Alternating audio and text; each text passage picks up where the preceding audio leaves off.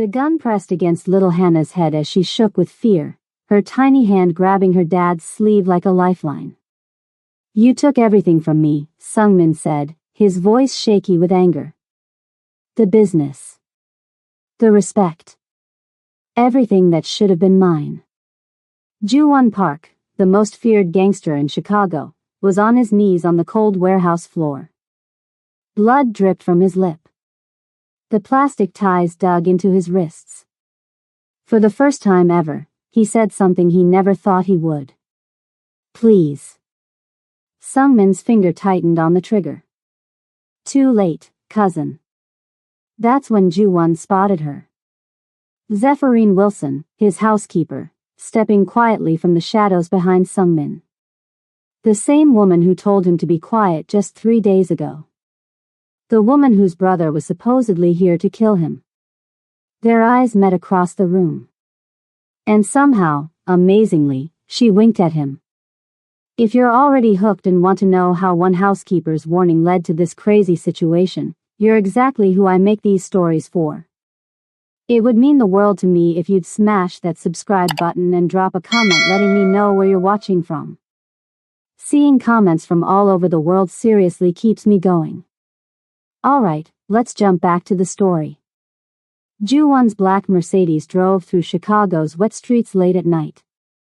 Inside, he loosened his tie and checked the time. 1:37 a.m. Late, even for him. The meeting with the 3 rival gangs had gone on forever. Just a bunch of guys with big egos, all wanting promises that their territories would stay safe, that they'd keep making money, that Ju-won wouldn't take over their business. They all signed the deal in the end. Peace, or whatever passed for peace in their world, had been reached. Ju-won stretched his neck, feeling it crack. 15 years of building up the American branch of his Korean gang had taught him that real power wasn't about guns or killing people. It was about those quiet moments when enemies became partners. When they signed on the dotted line because they had no other choice. His phone buzzed. A text from his daughter's nanny, sent hours earlier. "Hannah asked for you at bedtime again. Told her you'd visit her in her dreams." A familiar guilt hit him in the chest. Hannah was 9 now, and the time between his visits to the country house where she lived kept getting longer. Soon she'd stop asking for him completely. The car pulled up to his tall building that stood out against the Chicago skyline. The lobby was empty this late, with just the security guard nodding respectfully as Ju-won walked by. The private elevator went up smoothly, 40 floors between him and the street below, between the man who gave orders that ended lives and the dad who missed tucking in his daughter.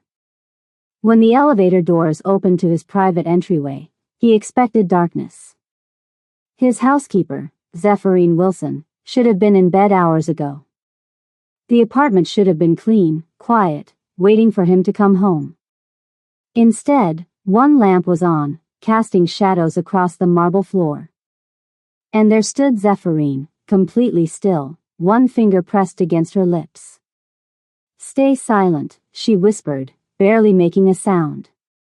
Ju-won froze. Nobody told him what to do. People waited for his words, his approval, his orders. He had 24 armed guards who would die before letting anyone get into his penthouse. His security system cost more than most houses. But something in Zephyrines' eyes, fear mixed with determination, made him hold back the angry response he wanted to give. In 5 years working for him, he'd never seen this look on her face. Never seen anything break her professional calm. She moved quickly toward him, her grip surprisingly strong as she pulled him away from the elevator, into the shadows near the grand piano in the living room. "What's going on?" he asked, his voice automatically dropping to match her whisper. "They're here," she said, looking right at him. "In your home. If you go in there now, everything falls apart." The smell of Zephyrines' lemon cleaning spray mixed with something else, fear, danger. Ju-won instinctively reached for the gun under his jacket. "Who?" he asked, eyes already scanning the room for threats and escape routes. Who's in my home? Zephyrine grip tightened. Hitmen. 3 of them. And your daughter is in the bedroom. His blood went cold. Hannah. The name came out like a prayer and a curse all at once. Hannah's at the country house. 30 miles from here. With my mother and 6 guards. Zephyrine shook her head, her normally perfect braids a little messy, showing something bad had happened before he arrived. She had bad dreams about you, she said, her voice catching. Your mother brought her to the city. They got here an hour ago, hoping to surprise you tomorrow morning. I put them in your room while I got the guest room ready. Ju-won felt like the floor was dropping out from under him. In 15 years, he'd faced death more times than he could count. Had stared down guns without flinching. Had ordered people killed without hesitation. But nothing had prepared him for the fear he felt now. Hannah was here. In an apartment with armed killers. His daughter, the only pure thing in his life, was in danger because of him. How did they get past security? He asked, every muscle in his body ready to move. Your new bodyguard, Taisu, Zephyrine said, her voice steady despite the fear in her eyes. He turned off the alarms at 10:42 p.m. I saw him do it on the security camera. Another shock. Taisu had only joined his security team 3 months ago, with strong recommendations from Ju-won's cousin Sungmin. How do you know they're professionals? He asked, already thinking about odds, options, the fastest way to get to his daughter. Because I recognized one of them on the outside cameras, Zephyrine said, her next words hitting him like a punch. Darius Blackwood. Just the name made Ju-won's skin go cold. Darius Blackwood, the famous killer who had taken out 3 drug bosses in just 1 month last year. A ghost who left no traces, only bodies. How do you know Blackwood? He demanded, suddenly suspicious of the woman who had worked in his home for 5 years.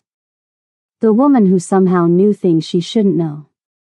Zephyrine met his gaze, her dark eyes steady despite everything. He's my half-brother, she said, the confession hanging between them like a knife. Different mothers, same father. And when I saw him on the monitor, I knew exactly why he was here. Ju-won stared at her, everything in his mind shifting. For 5 years, this woman had cleaned his home, cooked his meals, even watched Hannah during her visits.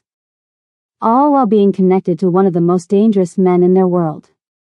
Why are you helping me? He asked, his voice hardening. Why not just let them do what they came to do? Zephyrine's eyes softened a little, the change so small he almost missed it. Because your daughter drew me a picture last month, she said simply.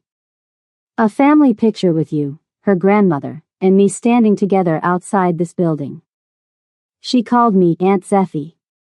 Her voice caught again, just slightly. Nobody has ever made me part of their family before. Before Ju-won could process this, he heard a small sound through the apartment, quiet, but a father couldn't miss it. Hannah's voice, shaking. Not asleep. Not safe. How many? His daughter called softly for her grandmother. I heard something. Zephyrines' hand clamped over Ju-won's mouth before he could call back. They'll hear you, she whispered, her lips almost touching his ear. Trust me. 60 seconds. In Ju-won's world, trust was a luxury he'd never been able to afford. But with his daughter's voice in his ears, with 3 killers somewhere between him and Hannah, he made the most dangerous decision of his life. He nodded. Zephyrines' hand fell away from his mouth. Follow me, she whispered. And stay silent. Zephyrine moved silently through Ju-won's apartment, leading him down the dark hallway toward his home office. Every step was careful, practiced. Ju-won followed close behind, his hands still resting on the gun under his jacket. The hallways he walked through every day now felt like enemy territory. His own home had become a trap. When they reached his office, Zephyrine went straight to the bookshelf against the far wall. Her fingers found a specific book, a Korean poetry collection he'd never actually read. She pulled it halfway out, and a soft click echoed in the quiet room. The entire bookshelf swung inward, revealing a hidden door. "How did you?" Ju-won began, but Zephyrine just shook her head, putting her finger to her lips again. They stepped into a small, windowless room that Ju-won had designed himself when he bought the penthouse. His security center. His control room. His fortress. Tonight, it felt like a tomb. Banks of monitors lined the walls, showing every angle of his apartment in crystal clear detail. Security feeds from the hallways, the kitchen, the living room, the bedrooms. Nothing moved in Ju-won Park's home without being recorded. Zephyrine closed the hidden door behind them, finally able to speak above a whisper. "This is the only room they don't know about." Tae-soo never accessed the blueprints for this section. Ju-won barely heard her. His eyes were fixed on the monitors, watching three men in tactical gear moving through his kitchen. They wore black from head to toe. Their movements were coordinated, precise. These weren't random thugs, they were trained professionals. Each carried modified weapons with suppressors attached. They were here to kill, and to do it quietly. "There," Zephyrine said, pointing to the tallest figure. The one giving hand signals to the others. "That's Darius. My brother." Even through the grainy security feed, Ju-won could see the family resemblance. The same tall, lean build. The same way of holding himself. But where Zephyrine's eyes were always alert and observant, Darius's held something colder. On another screen, Ju-won spotted Tae-soo, his bodyguard of only 3 months, casually disabling the last security sensor in the hallway. The same man who had smiled and joked with him just that morning. The same man who had driven him to the meeting with the rival families. Tae-soo was recommended by Sung-min, Ju-won said, the pieces falling into place. "My own cousin." "Perfect credentials," Zephyrine agreed. "Perfect references." "All lies," Ju-won finished. He turned his attention to another monitor, this one showing his bedroom. His breath caught in his throat. Hannah lay asleep in his king-sized bed, looking tiny against the expensive sheets. Her small face peaceful in sleep, completely unaware of the danger moving through the apartment. Beside her sat his mother, Sukja, her silver hair neatly pinned back as always. Her knitting needles moved steadily in the dim glow of the nightlight, creating something that would probably be a scarf for Hannah. Another gift for the granddaughter she rarely saw. Ju-won's hands began to shake. In 15 years of running his organization, he'd faced death countless times. He'd stared down gun barrels without blinking. He'd ordered executions without hesitation. But seeing his daughter there, sleeping peacefully while killers moved toward her, broke something inside him. "When I saw Darius on the external cameras, I tried calling you right away," Zephyrine said, her voice steady but tight. "Your phone was off for the meeting." Ju-won nodded. Protocol for meetings with rival families. No distractions. No interruptions. "I had a choice," she continued. "Wait and hope you returned in time, or try to handle 3 professional killers myself." "You chose to wait," Ju-won said, not an accusation but a statement of fact. "I chose to prepare," Zephyrine corrected. "I moved everything valuable out of your safe, including the blackmail material on Senator Westfield. That's what they're really after." For a moment, Ju-won's mind drifted back to the first time he'd held Hannah. She had been so small, so fragile, with tiny fingers that gripped his thumb with surprising strength. He remembered her first steps, wobbly but determined. The day she had called him Appa for the first time, her small face lighting up with pride at mastering the Korean word for father. He remembered the promise he'd made at her mother's funeral, to always keep Hannah safe, no matter what. And now, because of him, she was in danger. I hired you 5 years ago, Ju-won said, looking at Zephyrin with new eyes. Through the most reputable agency in Chicago. Your background check showed nothing unusual. Because there was nothing to find, Zephyrin said. I really was just a housekeeper looking for a good position. The connection to Darius was buried under different last names, different paperwork. Even I didn't know he had moved to Chicago until 3 years ago. Ju-won thought about the small moments he'd witnessed over the years. Zephyrin teaching Hannah how to make braided bread in the kitchen, flour dusting both their noses. Zephyrin listening carefully as Hannah practiced her Korean phrases, nodding encouragingly at each attempt. Zephyrin staying late when his meetings ran long, ensuring Hannah never felt abandoned during her visits to the city.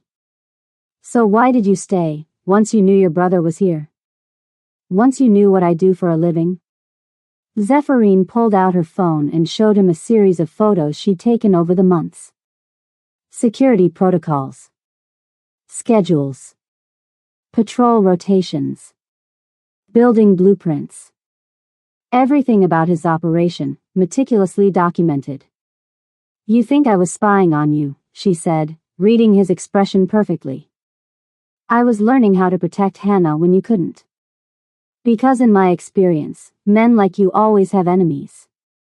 And enemies always come for the children first. She swiped to another photo, this one of Hannah asleep in her bedroom at the country estate, taken through a window from outside. Your security team never even noticed me taking this. 3 of your guards were on their phones instead of watching the perimeter. I could have been anyone. Ju-won felt a chill run through him. Not just at the security breach, but at the thought of how much this woman had seen. How much she knew. How easily she could have hurt him if she'd wanted to. Why are you showing me this now? He asked. Because you need to understand that I'm not the enemy, Zephyrin said simply. I've had 1,000 chances to hurt you, hurt Hannah, sabotage your business. I didn't take any of them. On the monitor, the 3 intruders finished their sweep of the kitchen and began moving down the hallway. Toward the bedroom. Toward Hannah. We need to move, Ju-won said, reaching for the door. Wait, Zephyrin held up her hand. From her pocket, she pulled out Ju-won's phone, the one he thought was still in his jacket. I took this when I pulled you into the shadows. Had to make sure it was silenced. As she handed it back to him, the screen lit up with an incoming text message. From Sungmin, his cousin. The man who had recommended Taisu. The man who had always smiled just a little too wide at family gatherings. The message read, I'm sorry, cousin. But family should always come first. Ju-won stared at the words, feeling ice spread through his veins. This wasn't a random attack. This wasn't a business rival. This was betrayal from within his own family. We need a plan, he said, his voice hardening. Now. Ju-won reached for a small red button hidden beneath the security desk. Cover your mouth and nose, he warned Zephyrin. She pulled a handkerchief from her pocket, quickly pressing it over her face. Ju-won covered his own face with his sleeve, then pushed the button. A deafening hiss filled the apartment as the fire suppression system activated. White foam poured from ceiling vents, quickly flooding the hallways. But this wasn't ordinary fire suppressant. Ju-won had modified it during the last security upgrade. The foam contained a mild sedative, enough to disorient anyone caught in it. He never imagined he'd be thanking his own paranoia for possibly saving his family's lives. That should slow them down, he said through his sleeve. Through the security monitors, they watched the 3 intruders stumble in confusion as the foam descended. The tallest one, Darius, shouted something to the others, but his voice was muffled by the hissing system. All 3 men began coughing, their coordinated movements growing clumsy as the sedative began to take effect. We have maybe 15 minutes, Zephyrin said, moving toward the door. The sedative isn't strong enough to knock them out, just slow them down. 15 minutes is all we need, Ju-won replied, already following her lead. Instead of heading back into the main hallway, Zephyrin pushed against a section of wall that looked completely solid. It swung open, revealing a narrow service corridor. This way, she said. The maintenance staff uses these passages. We can reach the bedroom without being seen. Ju-won stared at her in surprise. How do you know about these? Even my security chief doesn't use these routes. I've worked here for 5 years, Mr. Park, she answered simply, already moving through the tight space. I notice things. They moved swiftly through the hidden corridors, the sounds of confused shouting and coughing growing distant behind them. Ju-won couldn't help but feel a grudging respect for the woman leading him through his own home by routes he'd never known existed. Through small ventilation grates, they could glimpse the main hallways filled with white foam. One of the intruders stumbled past, his movements sluggish, weapon hanging loosely at his side. The bedroom is just ahead, Zephyrin whispered, pointing to a service door. This leads to your closet, then to the main bedroom. Ju-won pushed ahead of her, drawing his gun. I go first. He eased the service door open, slipping into his walk-in closet. The bedroom door was just a few steps away. He could hear nothing from inside, no sounds of struggle, no voices. With his heart pounding, he slowly turned the handle and pushed the door open. The sight that greeted him made him freeze. His mother, Sukja, stood in the center of the room, a heavy brass lamp raised above her head, ready to strike. Her 73-year-old frame was positioned protectively in front of Hannah, who peeked out from behind her grandmother's legs. Both were fully dressed, Hannah even wearing her shoes and coat. For a split second, no one moved. Then recognition dawned in Sukja's eyes. Ju-won, she exhaled, lowering the lamp slightly but not putting it down. Appa. Hannah's face lit up with joy. She darted around her grandmother and flung herself at her father. Ju-won dropped to one knee, catching his daughter as she launched into his arms. Her small body crashed against his chest, her arms wrapping tightly around his neck, her face buried in his shoulder. I knew you'd come, she whispered against his ear. I told Halmione you'd come. He held her close, breathing in the sweet scent of her hair. For a moment, everything else faded away, the danger, the betrayal, the years of guilt. All that existed was this small, warm person in his arms. We need to move, Zephyrin's voice broke the moment. Now. Sukja's eyes narrowed at the sight of the housekeeper. You knew about this. I'm trying to help you, Mrs. Park, Zephyrin replied evenly. All of you. Sukja's grip tightened on the lamp. Despite her age, her hands were steady. I heard them in the hallway. Talking about Ju-won's files. About the senator. You heard correctly, Zephyrin nodded. But we can discuss that once we're safely away from here. Ju-won stood, keeping Hannah in his arms.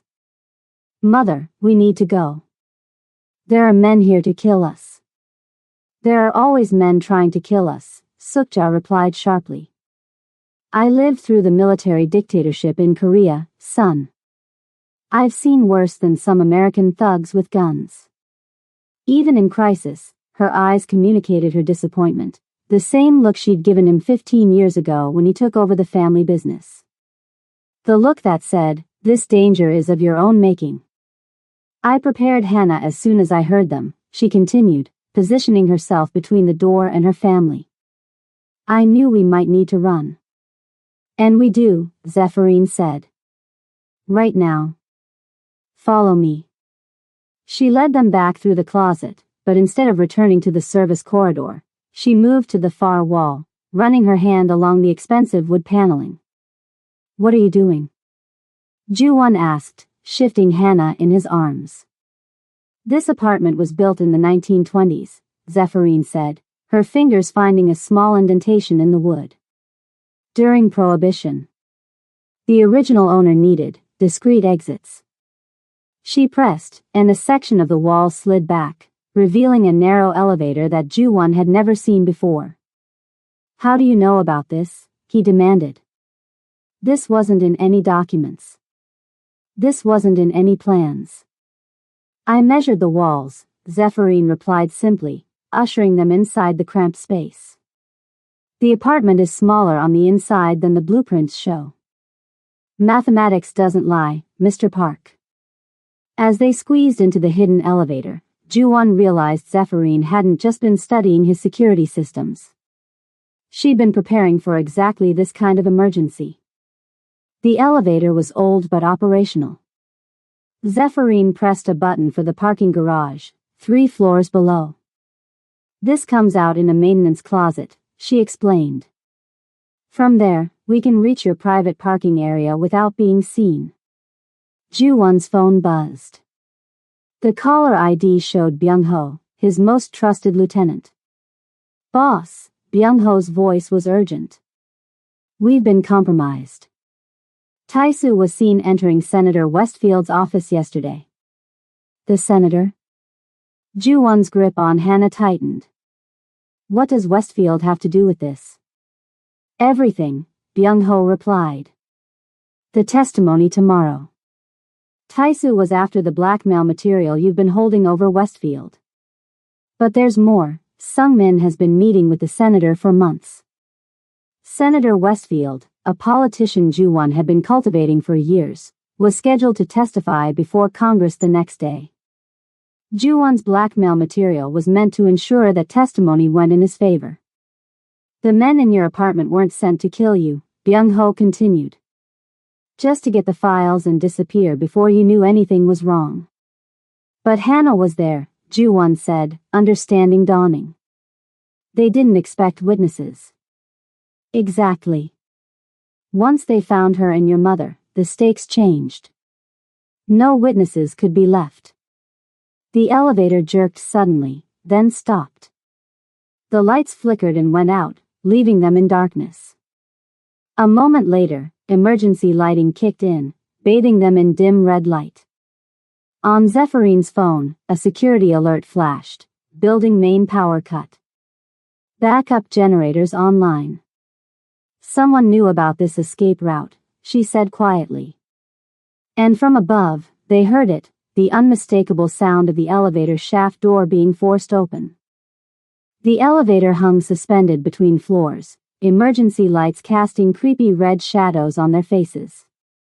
Hannah pressed herself against her father's chest, eyes squeezed shut. Sukja stood perfectly still, her breathing calm and measured even now. Zephyrin was already moving, pulling tools from hidden pockets in her uniform as she reached for the maintenance panel. Can you fix it? Ju-won asked, one arm tight around Hannah. Not fix it, Zephyrin replied, working quickly. Escape it. Above them, the sounds of someone forcing the elevator doors open grew louder. Metal scraped against metal. Voices echoed down the shaft. Zephyrin popped open the ceiling hatch and pulled down a service ladder that folded out from the top of the elevator. This way, she said. Quickly.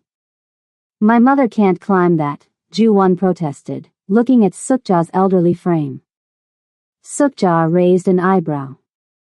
Don't underestimate me, son. We're not going up anyway, Zephyrin said, surprising them both. We're going down. They expect us to climb up toward the parking garage. That's where they're waiting. She went up the ladder first, then reached over the side of the elevator to a maintenance ladder built into the shaft wall. This leads to a sub-basement level that doesn't appear on the building blueprints. Another thing you've noticed? Ju-won asked, unable to keep the suspicion from his voice. Another thing I prepared for, she corrected. Mr. Park, either trust me now or stay here and die with your family. Your choice. The decision took less than a second. Ju-won boosted Hannah up to Zephyrin, who helped the little girl onto the maintenance ladder. Then he helped his mother, who climbed with surprising strength for her age. He followed last, pulling the elevator hatch closed behind him. They descended in tense silence, the only sounds their breathing and the distant shouts from above. Zephyrin led them to a metal door set into the concrete wall of the shaft, marked only with a faded number, B3. This building was constructed during Prohibition, she explained as she worked on the rusty lock. The original owner ran liquor through a network of tunnels connected to speakeasies across the city. Most were sealed up, but not all of them. And you know about these how? Ju-won asked. History books, Zephyrin replied, pushing the door open. And measuring tape. They entered a dusty, forgotten hallway with brick walls and a low ceiling. Zephyrin pulled a small flashlight from her pocket, illuminating a path ahead that hadn't seen footprints in decades, except for one set, fresh and familiar. You've been here before, Ju-won realized. I've mapped every exit route from your home, she said simply. Follow me and stay close. The tunnel stretched ahead, branching occasionally. Zephyrin never hesitated, taking turns with confidence, leading them deeper beneath the city. Hannah clung to her father's hand, surprisingly calm for a child in such a frightening situation. After what felt like an hour but was probably only 15 minutes, they climbed a narrow staircase that ended at a trapdoor. Zephyrin pushed it open and helped them up into what appeared to be the storage room of an abandoned dry cleaning shop. They emerged onto a street 3 blocks from Ju-won's building, gasping in the cold night air. The city continued its normal late-night rhythm around them, completely unaware of their escape or the danger they'd left behind. My car is around the corner, Zephyrin said, already moving. We need to get to the safe house before they realize which way we went. 10 minutes later, they were driving through empty streets in an unremarkable gray sedan that Ju-won had never seen before. Hannah had fallen asleep against her grandmother's shoulder in the back seat. Sukja stroked her granddaughter's hair, her eyes watchful, missing nothing. Where are we going? Ju-won asked from the passenger seat. Industrial district, Zephyrin answered, taking another turn to ensure they weren't followed. A warehouse owned by a shell company that even your accountants don't know about. And you do? I make it my business to know things that might keep Hannah safe, she replied. 30 minutes later, they pulled into a deserted lot surrounded by other seemingly abandoned warehouses. Zephyrin unlocked a rusty side door and ushered them inside. The interior was nothing like the decrepit exterior suggested. One corner had been converted into a living space with cots, blankets, a small kitchenette, and a bathroom. Shelves lined the walls, stocked with non-perishable food, medical supplies, and bottled water. A table held communication equipment, burner phones, a laptop, radio. Most telling was the small box of children's books and coloring supplies sitting next to one of the cots. This place hadn't just been prepared for an emergency, it had been prepared for an emergency involving Hannah. You can put her down there, Zephyrin told Ju-won, pointing to the smallest cot, already made up with clean sheets and a pink blanket. Ju-won gently laid his sleeping daughter down. Sukja immediately sat beside her, protective even now. Only when Hannah was settled did Ju-won turn to confront Zephyrin. Who are you? He demanded, keeping his voice low to avoid waking Hannah. Really? Not the housekeeper story. The truth. Zephyrin sighed, sinking into a chair. For the first time, she looked tired. I told you the truth about Darius. He's my half-brother. Same father, different mothers. And what does he do besides break into people's homes? He's what you might call a cleaner for hire. But he has a particular code. He only takes jobs against people who harm children through their criminal activities. Drug dealers who sell near schools. Traffickers. People who profit from hurting kids. Ju-won's stomach tightened. And someone convinced him I'm that kind of monster. 3 years ago, Zephyrin confirmed. Someone approached him with evidence that you were involved in something that hurt children. I haven't spoken to him since then. We had a falling out over another job. But when I saw him tonight, I knew exactly why he was there. So you've been working for me for 5 years, but coincidentally, your brother decides I'm a target 3 years ago? I took this job to watch you, Zephyrin admitted. To judge for myself if what people said about you was true. To find proof, one way or another. And what did you find? Ju-won's voice had gone dangerously quiet. A man drowning in guilt over his wife's death, she replied honestly. Trying to be a father while running an empire. Making mistakes, certainly. But not the kind of monster they painted you as. You've done bad things, Mr. Park. But harming children isn't one of them. Before Ju-won could respond, Hannah stirred on the cot. She sat up, rubbing her eyes, looking around the unfamiliar space with curiosity rather than fear. Appa? Where are we? Somewhere safe, sweetheart, he said, moving to sit beside her. Hannah dug into her coat pocket and pulled out a crumpled piece of paper. I brought this for you, she said, carefully unfolding it. I made it last week. It was a drawing in bright crayon colors. 4 figures stood in front of what was clearly meant to be their apartment building. Ju-won, recognizable by his suit, Sukja with silver hair, Hannah in the middle, and beside them, a tall figure with neatly braided hair. All 4 were holding hands under a bright yellow sun. It's our family, Hannah explained, pointing to each figure. You, Halmione, me, and Aunt Zeffie. She looked up at Zephyrin with a smile so innocent it seemed impossible in their current situation. You're my family too, she told Zephyrin matter-of-factly. Halmione said family is anyone who stays when things get scary. And you always stay. For the first time since this nightmare began, Zephyrin's carefully maintained composure cracked. Something flashed across her face, pain, longing, determination, all mixed together before she quickly controlled her expression again. But Ju-won had seen it. In that moment, he understood why this woman had risked everything to help them. Not for him. For Hannah. His burner phone buzzed in his pocket. A video message from Sungmin. He opened it, angling the screen away from Hannah. The video showed his downtown office, his headquarters, surrounded by police cars.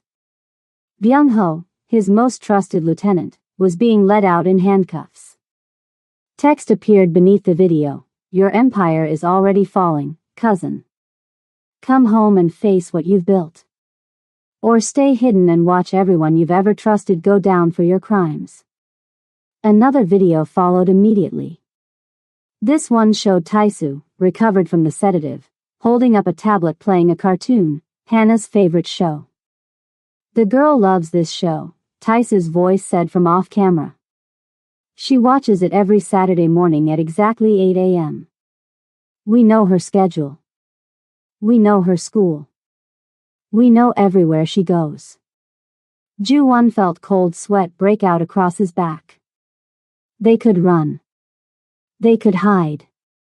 But they could never hide Hannah forever. Gray morning light crept through the warehouse's dirty windows. Hannah had finally fallen into deep sleep on the small cot, her stuffed rabbit tucked under one arm. Sukja sat beside her, her back straight despite having been awake all night. Her weathered hand gently smoothed Hannah's hair, over and over, a motion as old as motherhood itself. Across the room, Ju-won and Zephyrin sat at a small metal table, coffee mugs between them. Neither had slept.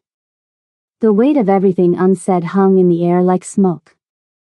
No more half-truths, Ju-won finally said, his voice rough from exhaustion. If we're going to survive this, I need to know everything. Who you really are. Why my cousin wants me dead. All of it. Zephyrin wrapped her hands around her mug, as if drawing strength from its warmth. Where should I start? The beginning. Your training. The moves you made last night, that wasn't just good observation. That was military. A small, tired smile crossed Zephyrine face. 8 years. Military intelligence. I was honorably discharged 6 years ago. Why did you leave? Because of Darius. My brother was accused of working as a hired operative. The investigation cleared him of the worst charges, but the association. She shrugged. My career was over. So after the military, you became a housekeeper? Ju-won asked, skepticism clear in his voice. After the military, I drifted, Zephyrine corrected. Then someone approached me with a job offer.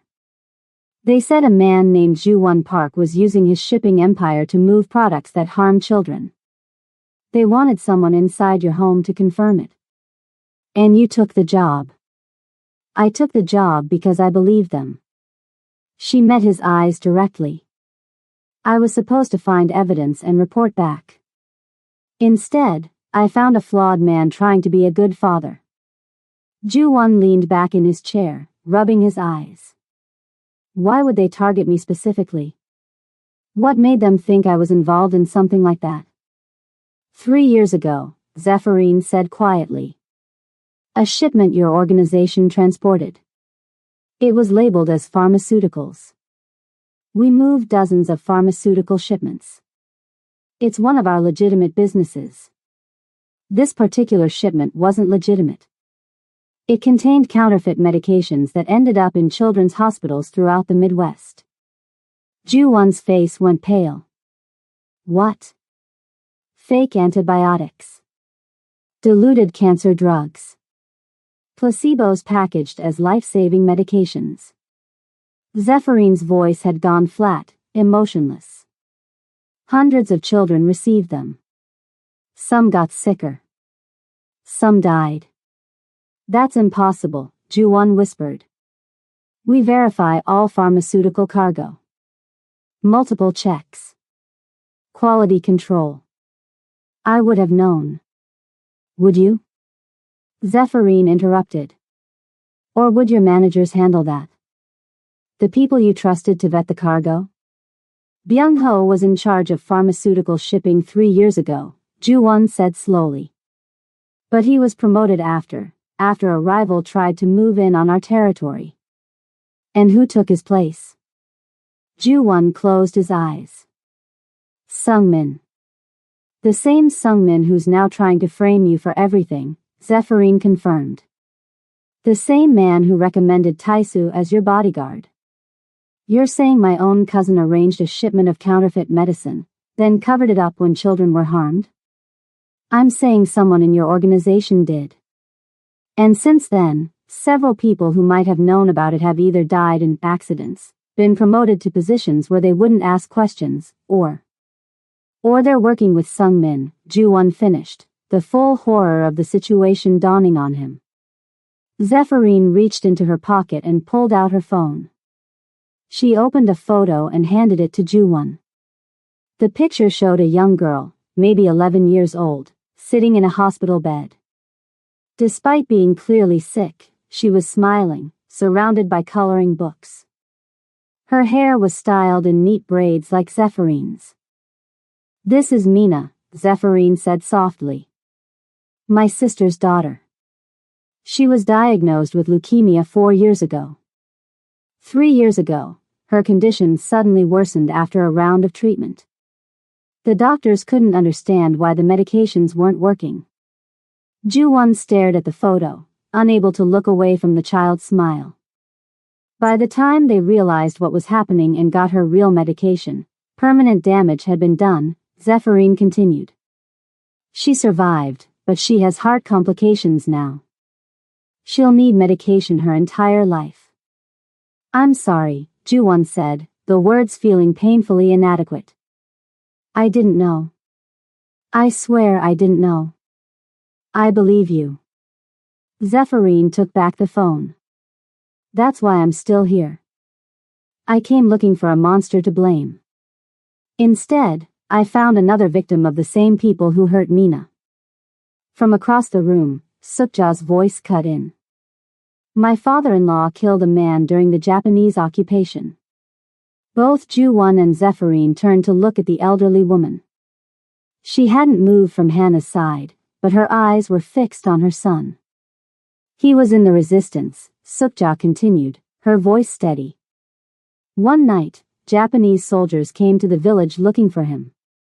A neighbor, a frightened man with a family, told them where to find him. Your grandfather escaped, but he went back later and slit that man's throat while he slept. Ju-won stared at his mother. She had never told him this story before. He told me this story on his deathbed, Sukja said. He said, I did a terrible thing to protect my family. But I never let myself forget I did it. That's the difference between a man who does bad things for a reason and a monster who does them without thought. She slowly rose from Hannah's bedside and came to sit at the table with them. Good men can do terrible things in pursuit of survival, she said, looking directly at her son. But what separates them from monsters is what they do when they discover the truth. Ju-won met his mother's gaze. Her eyes held no judgment, only a question. What kind of man will you be now, my son? The one who hides from consequences? Or the one who faces them? Before Ju-won could answer, Zephyrin's phone buzzed with an incoming message. She checked it, her expression going still as she read. It's from Darius, she said. An encrypted channel we used to use. She turned the phone so Ju-won could read the message. I know you're with him. I know you've chosen your side. But you should know, Sung-min has the senator's ear. Tomorrow morning, Ju-won Park will be named as the mastermind behind the counterfeit medicine operation. He'll be the most wanted man in America. And anyone with him becomes a target. The message ended with coordinates and a time, midnight tonight. He wants to meet, Zephyrin said, looking up from the phone. Just me and him. To explain why I betrayed our family's promise to protect children. Ju-won looked from the phone to Zephyrin, to his sleeping daughter, to his mother's watchful eyes. What will you tell him? He asked Zephyrin. The truth, she replied.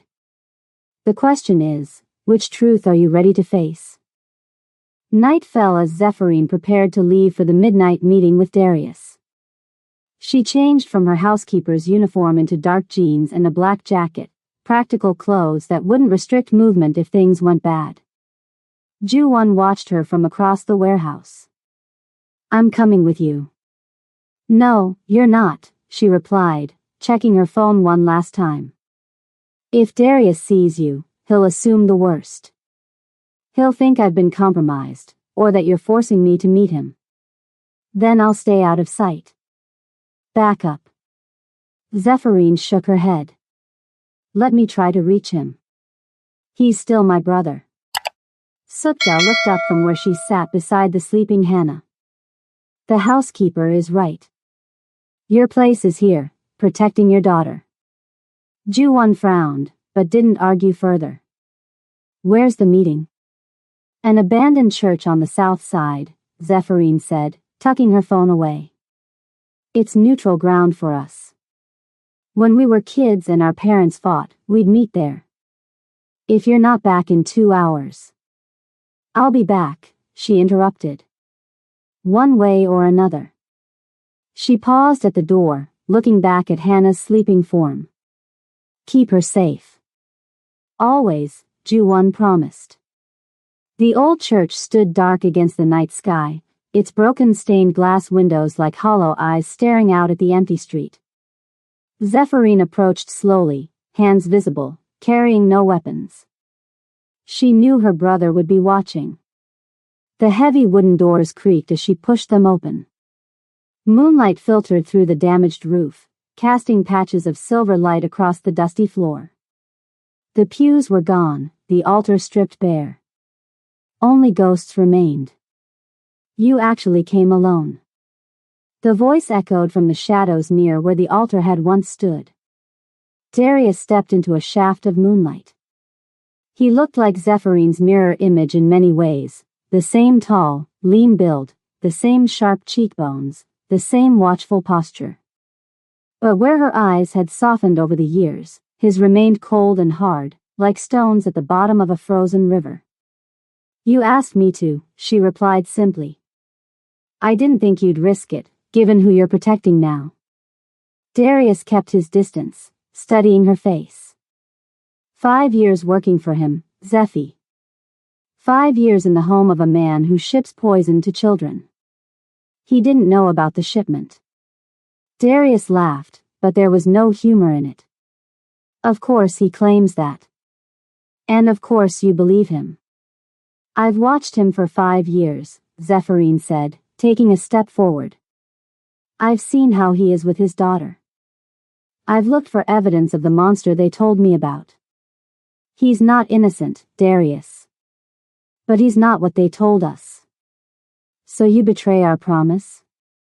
Everything we swore after Dad chose money over us again and again? Darius's voice rose with genuine pain. We were supposed to protect children from men like him.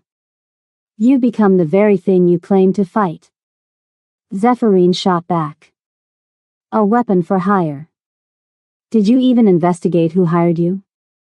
Did you ask why they wanted Ju-1 Park dead? Darius went still.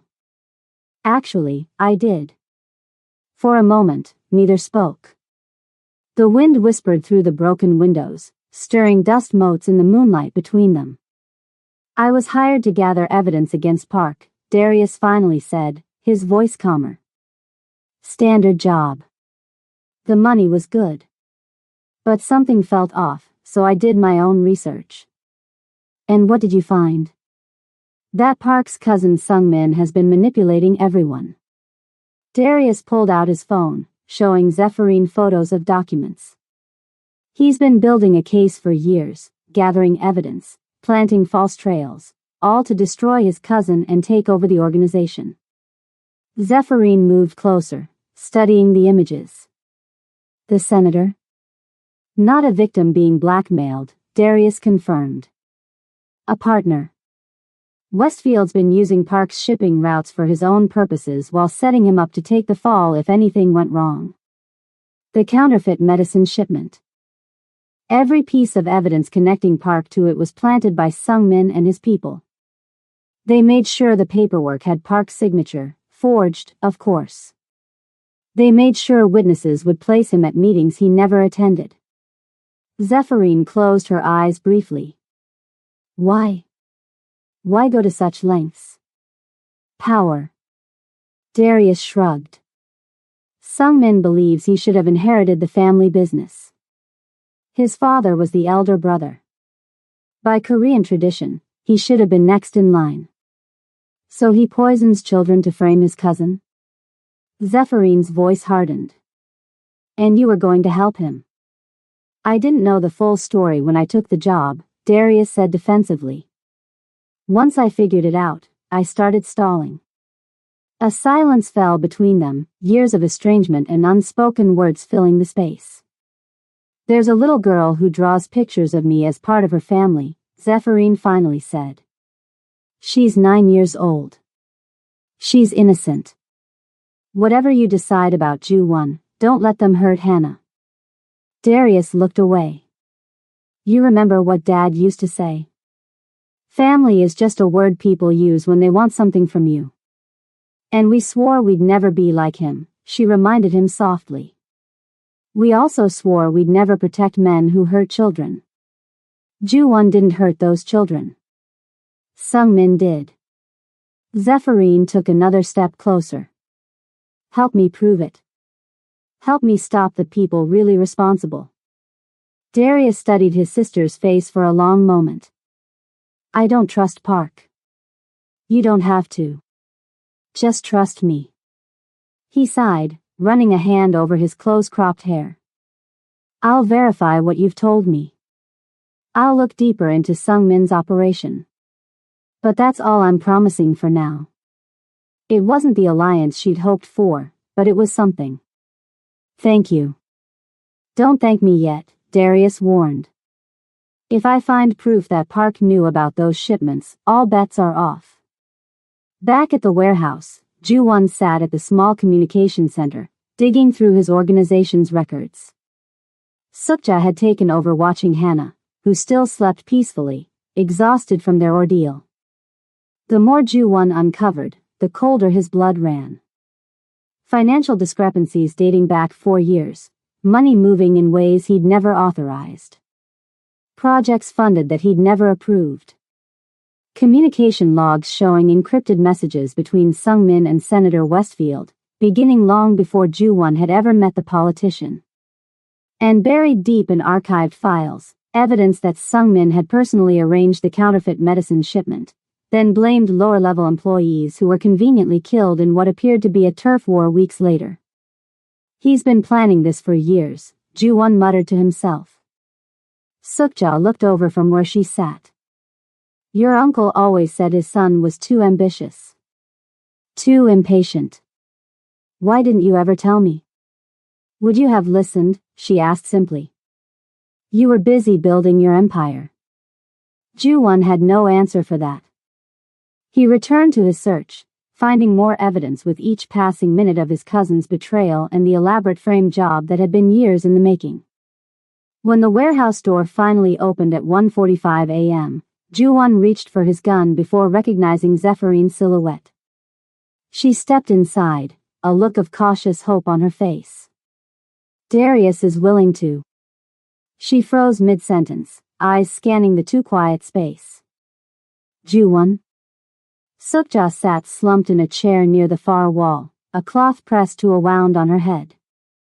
She was conscious but clearly dazed. Ju-won was nowhere to be seen. And the cot where Hannah had been sleeping was empty.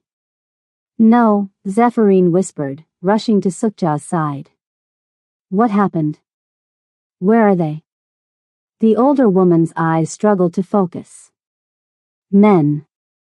They came in through the back. I tried to stop them.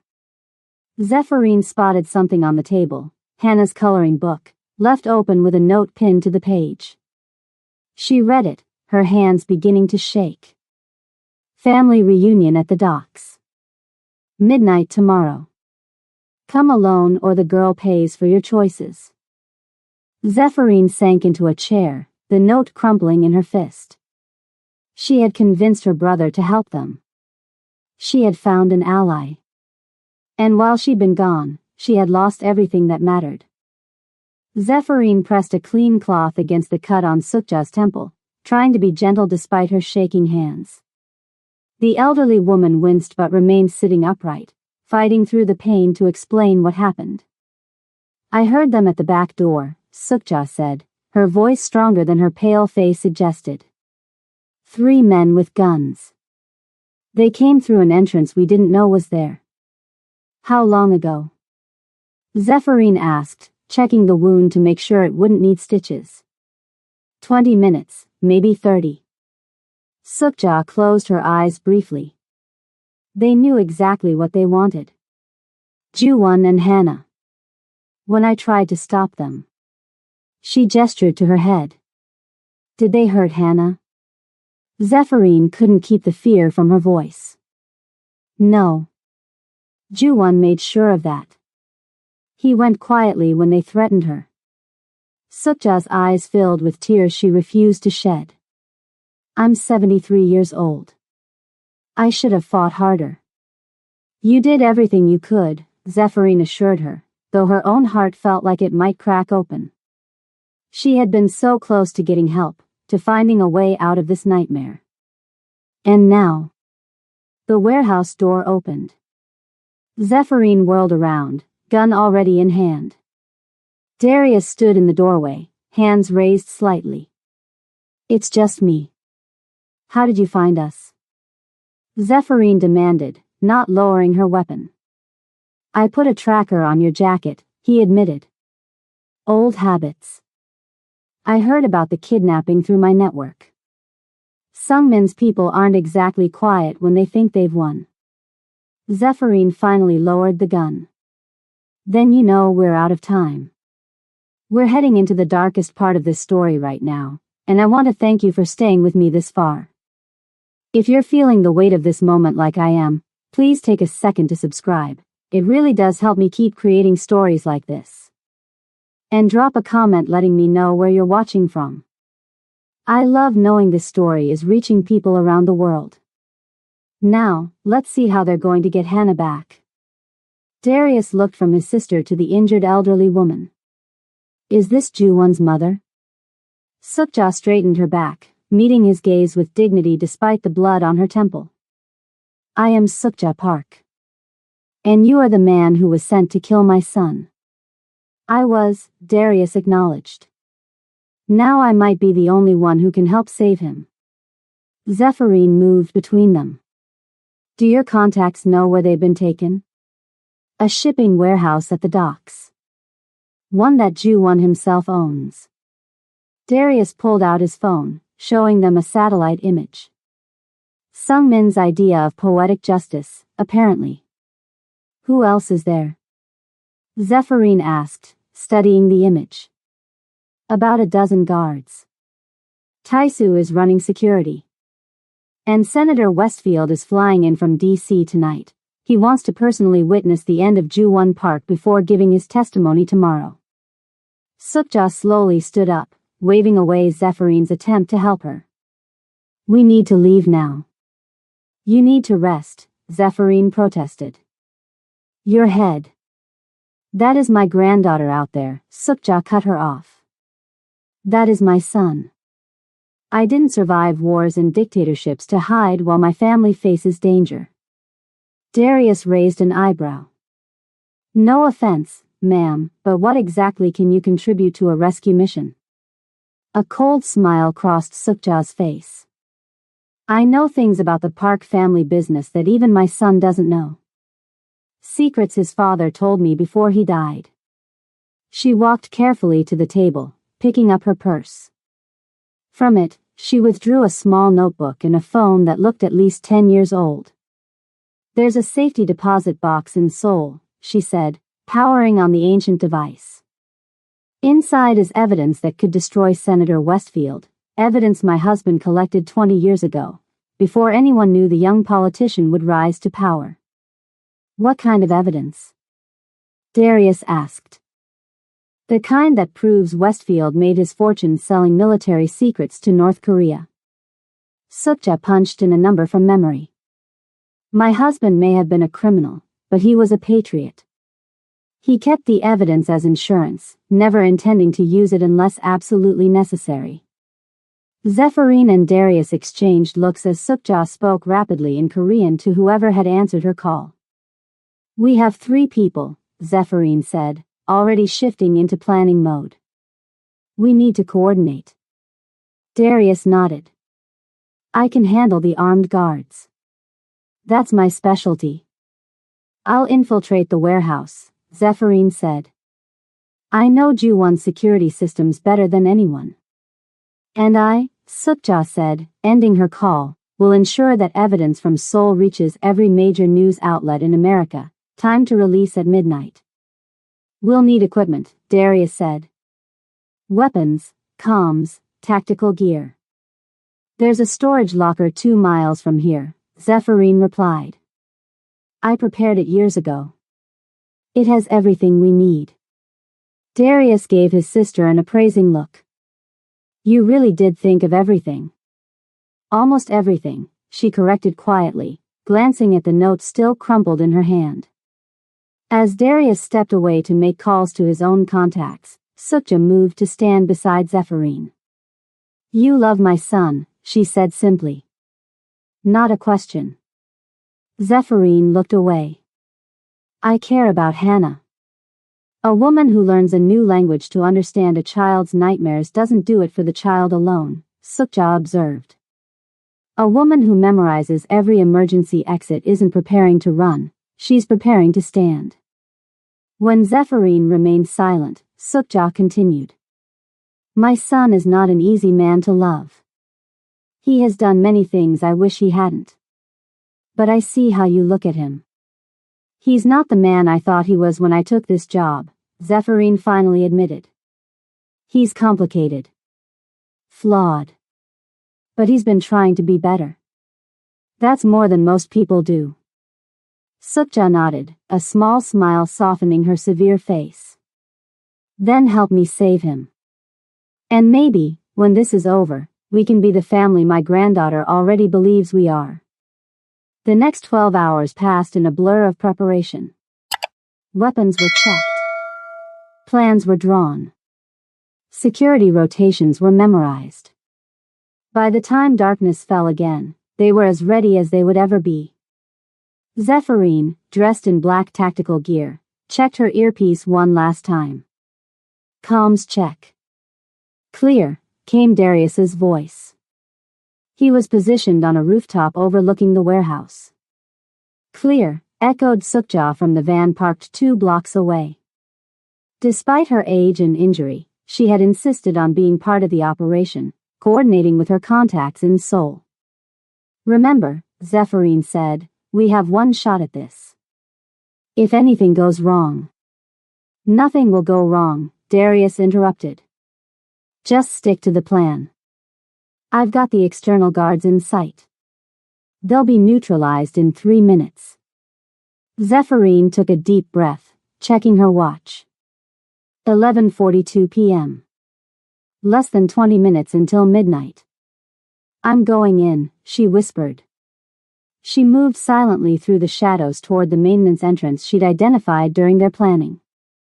The lock was easy enough to bypass. Ju-won had never upgraded this particular door's security, considering it too unimportant.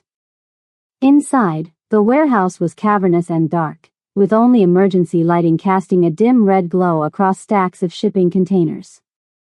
Zephyrine stayed low, moving from shadow to shadow, avoiding the sight lines of the few interior guards. East entrance clear, came Darius's voice in her ear. All external guards neutralized. Moving to position B. Seoul contact confirms evidence transmission ready, Sukja added. All major networks will receive the files at midnight exactly. Zephyrine continued deeper into the warehouse, following the blueprint they'd memorized. Ju-won and Hannah would likely be kept in the central office area, a glass-walled space that overlooked the main floor. She was halfway there when Darius's urgent voice crackled in her earpiece. Zephy. Stop. Don't move. She froze instantly, years of training taking over. What is it? She whispered. Look ahead. Center of the warehouse floor. Zephyrine peered through the darkness, and her blood turned to ice. There sat Hannah, alone in a wooden chair in the middle of the open warehouse floor. No restraints held her. She simply sat there with her eyes closed, small hands clasped in her lap like she was praying. And visible through the gaps in the wooden seat, strapped to the underside of the chair, was a device with blinking red lights. The warehouse office had a large window overlooking the main floor, giving a perfect view of Hannah sitting alone in that wooden chair. Ju-won stood with his hands zip-tied behind his back, forced to watch his daughter through the glass. His split lip had stopped bleeding, but dried blood still caked his chin. His expensive suit was torn and dirty. Beside him, Sung-min paced back and forth, a gun hanging loosely in his right hand. His cousin looked different tonight. Gone was the respectful smile, the careful deference. In its place was a man Ju-won had never truly seen before. You know, I've waited years for this moment, Sung-min said, pausing to look out at Hannah. Years of standing in your shadow. Years of watching everyone follow you, respect you, fear you. Let her go, Ju-won said, his eyes never leaving his daughter. She's innocent. Sung-min laughed. No one in this family is innocent. But don't worry, the device under her chair isn't real. It just needs to look real enough for the photos we'll release tomorrow. Photos? Evidence of your depravity, Sung-min explained, as if talking to a child. A father who would strap his own daughter to a bomb to save himself. Just one more piece of the story we've been building. No one will believe that. Everyone will believe it. Sungmin turned to face his cousin. Because Senator Westfield will stand in front of the press tomorrow and explain how he's been working undercover for years to bring down the notorious Ju-won Park. How he pretended to be corrupted to gain your trust. How he gathered evidence of your crimes, including the counterfeit medicine that killed those children. Ju-won stared at his cousin. And where do you fit in this story? I'm the hero who helped bring you down. The family member who couldn't stand by while you destroyed our name. Sungmin's smile was cold.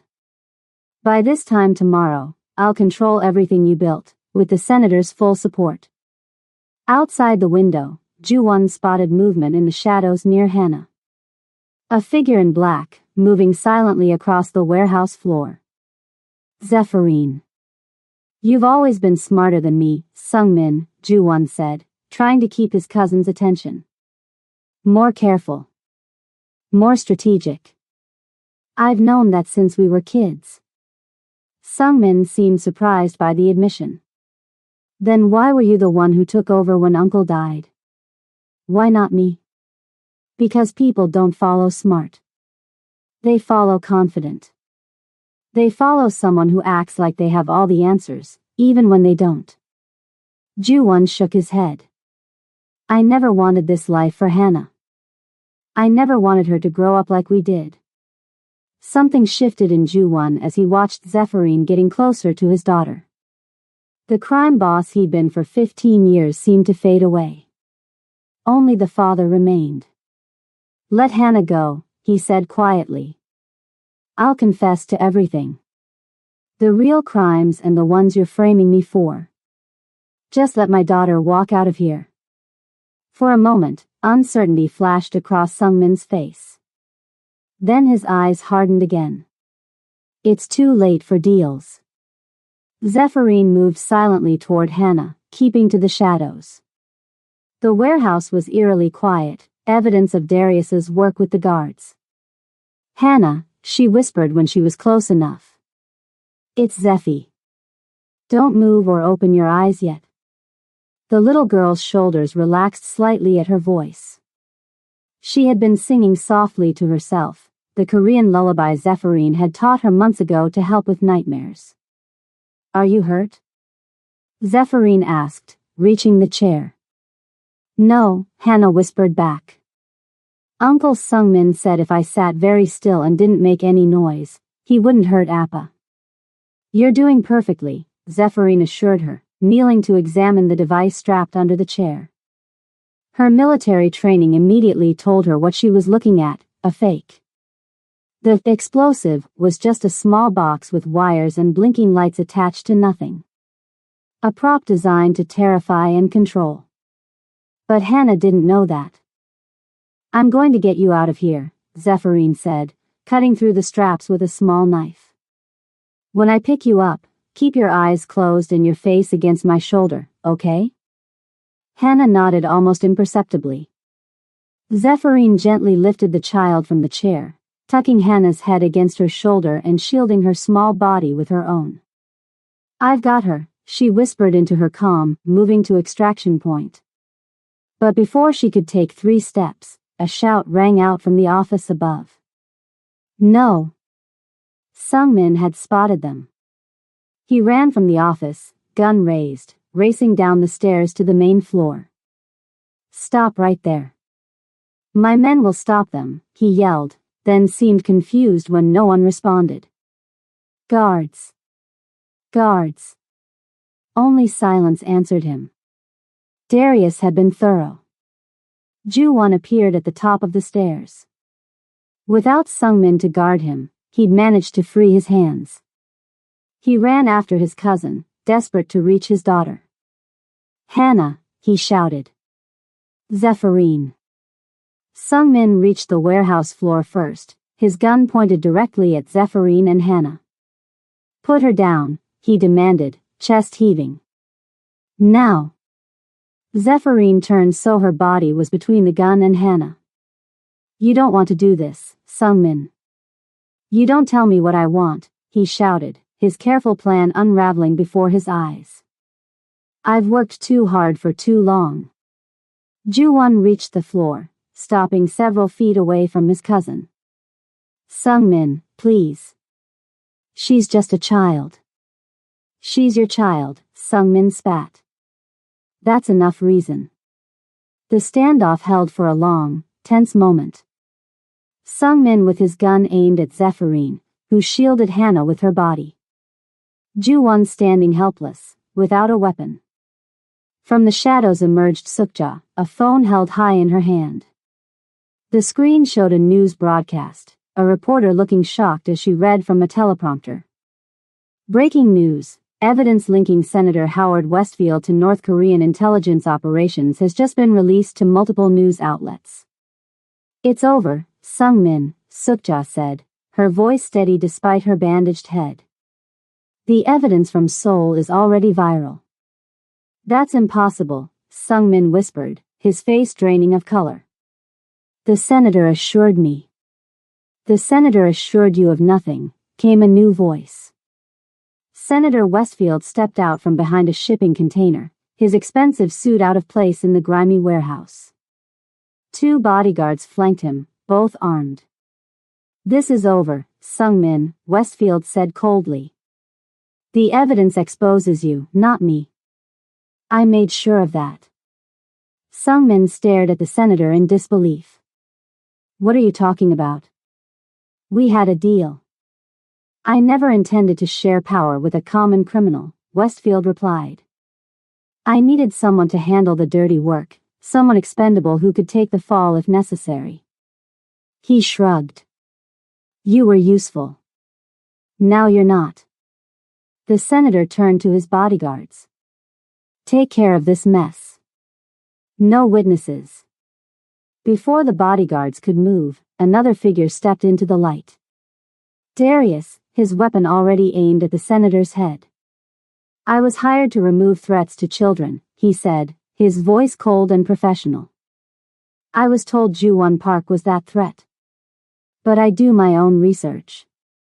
He glanced briefly at Zephyrin, at the child she was protecting, then back to the senator. I know who the real monsters are now. The warehouse fell silent. 3 armed parties faced each other across the open floor. One child caught in the crossfire. Slowly, Sukja began moving toward her granddaughter. Her steps were steady despite her age and injury. Sung-min swung his weapon toward her, the woman who had comforted him as a boy when his own mother was too busy. The aunt who made him rice cakes on his birthday. Who never treated him differently than her own son. Don't, he whispered, his voice cracking with emotion. Please, Auntie. Don't make me.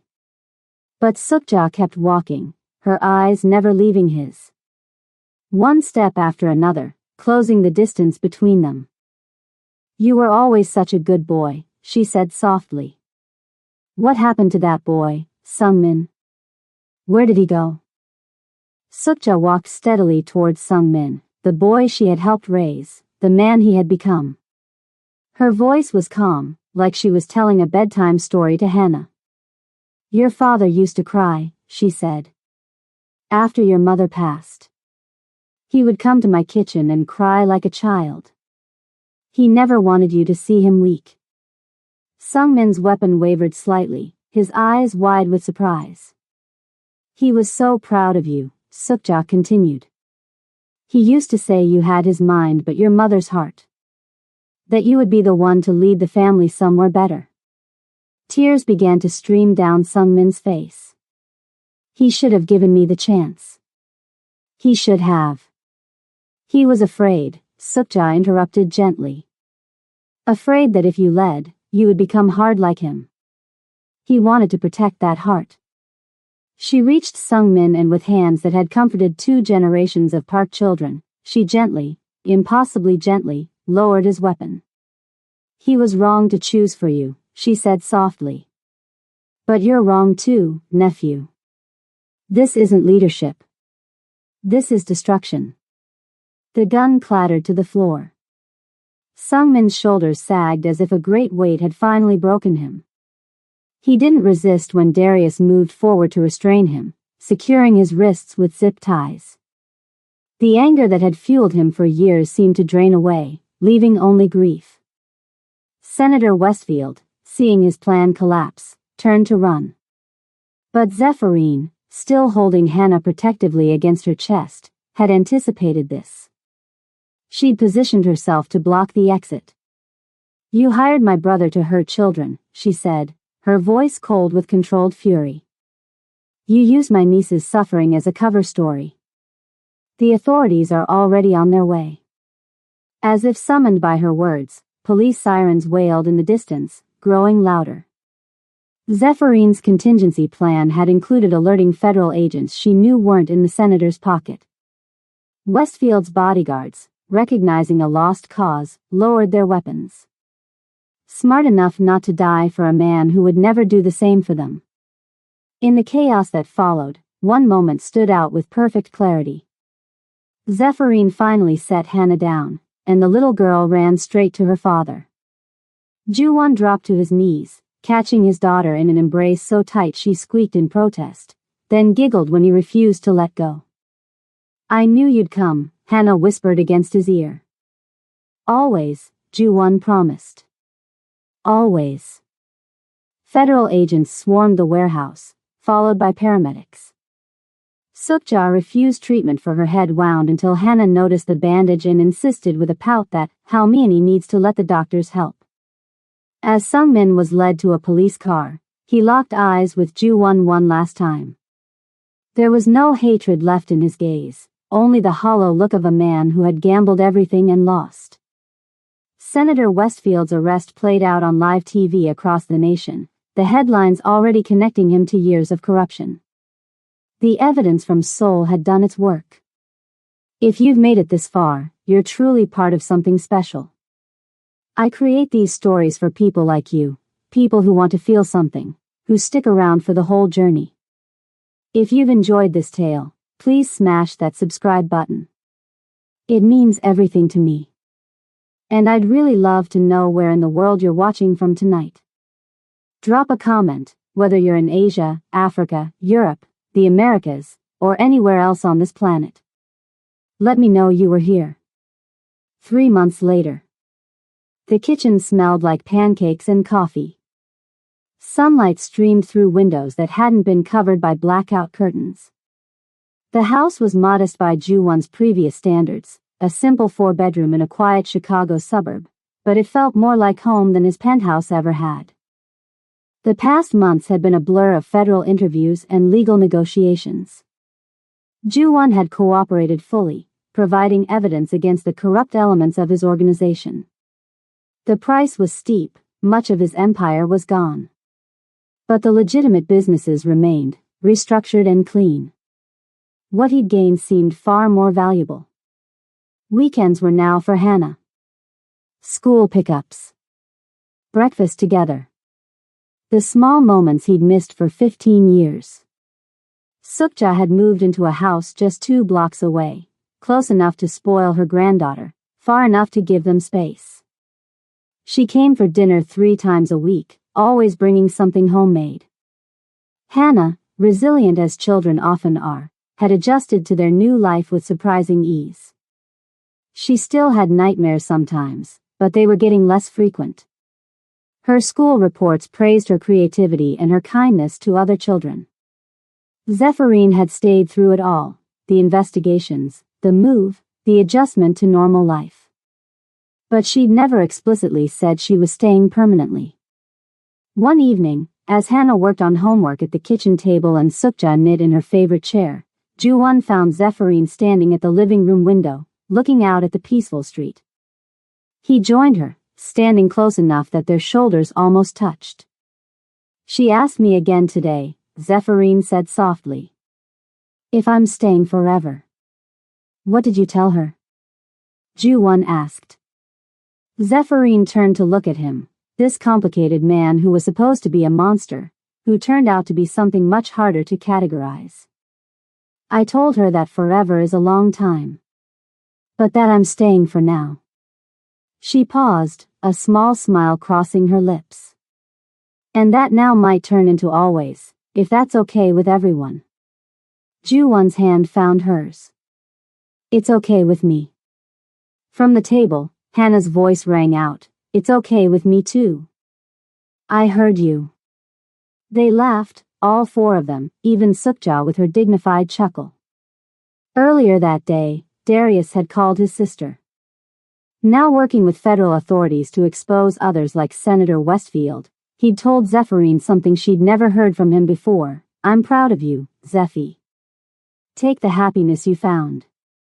And that morning, a new drawing had appeared on the refrigerator. 4 people standing in front of a house, under a bright yellow sun. The figure with braids was holding hands with a smaller figure in pigtails. In Ju-won's old world, silence meant danger.